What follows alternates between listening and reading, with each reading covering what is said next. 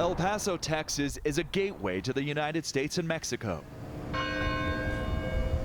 Founded before the Declaration of Independence. In many ways, all roads lead to El Paso. Daniel Chacon, a California native, Texas transplant, and novelist in El Paso, says it's a cultural crossroads for Mexican Americans. And I said, "Can I help you?" And she goes, "You're Daniel Chacon?" And I thought she had read my book and wanted a signature. I go, "Yeah." And she goes, "I'm your cousin." And that following weekend, I met about 50 of my cousins that live in El Paso. That's just what El Paso's like. It's like almost everybody's hometown.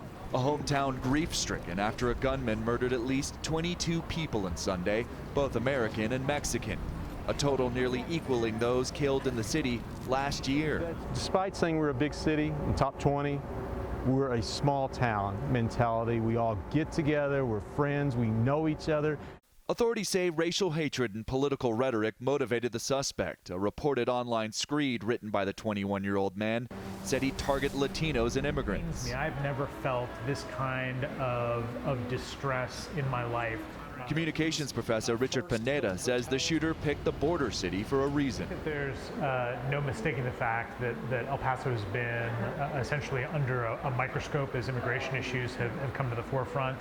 Also, folks haven't made the connection that the president kicked off his re-election campaign in El Paso. The Trump administration has repeatedly zeroed in on El Paso, claiming the border city had a crime problem due to immigration, a claim proven false. And it's been one of the testing grounds of hardline Trump immigration policy.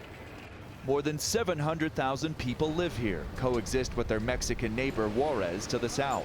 Both cities built on trade and immigration. El Paso is almost 80% Hispanic. It's always been a Mexican city. A Mexican-American cultural capital where the zoot suit became a fashion icon. You know, Pachuco is, pictured with the baggy pants and the watch chain, the zoot suiter.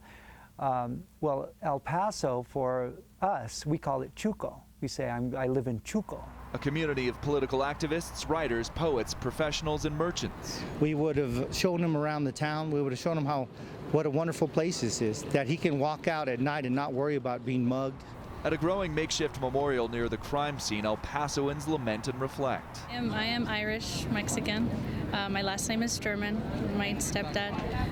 So it's very diverse, and that is the beauty of America. For Daniel Chacon, diversity in immigration is why the city nicknamed El Chuco is a success.